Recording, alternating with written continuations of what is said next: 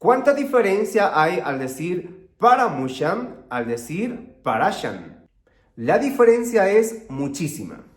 Allin hamusqaykichik kachun yachakukuna tukuyni kichikpaq hatun napaykuy kachun.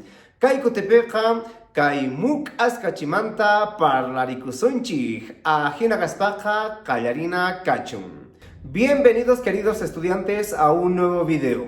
En esta oportunidad estaremos hablando específicamente del uso de este sufijo mu en verbos como llover, tronar, relampaguear, nevar, etc. Porque al incluir el sufijo mu, el significado cambia del verbo. Una cosa decir es paramushan, otra cosa decir es parashan. El significado es totalmente diferente. Y esto es lo que te voy a explicar el día de hoy. Ajina kaspaqa yachakukuna qallarina kachun.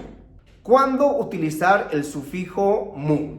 Cuando tú estás en un determinado lugar y resulta que en ese lugar está haciendo viento, está haciendo calor, está lloviendo, está nevando o está granizando, pues en ese caso es que debemos de utilizar el sufijo mu. Entonces, cuando tú quieras decir hace viento, tendrás que decir waira mu shan. Cuando tú quieras decir está lloviendo, paramu shan. Está haciendo calor, ruphamushan. Está nevando, ritimushan, etc. En esos casos, entonces, se debe de utilizar el sufijo mu, siempre y cuando tú estés en ese lugar.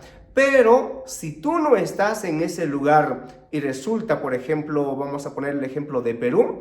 En Perú está haciendo calor, está nevando, está granizando, está haciendo viento, está haciendo calor. Entonces, como tú estás aquí en Bolivia y solamente vas a hacer una descripción de lo que está pasando allá, simplemente ahí no debes de utilizar el sufijo mu. Y simplemente dices Perupi rupa shan, Perupi waira shan, parashan, ritishan. Entonces, esa es la diferencia cuando debemos de utilizar el sufijo mu y cuando no. Cuando tú estás en un determinado lugar y resulta que en ese lugar hace viento, entonces debes de utilizar wairamu shan. Y cuando tú no estás en ese lugar y resulta que en ese lugar sí está haciendo viento, simplemente dices waira shan. Espero que se haya entendido cuándo debes de utilizar el sufijo mu y cuándo no en estos determinados verbos. Kay yakama yachakuy kashan yachakukuna,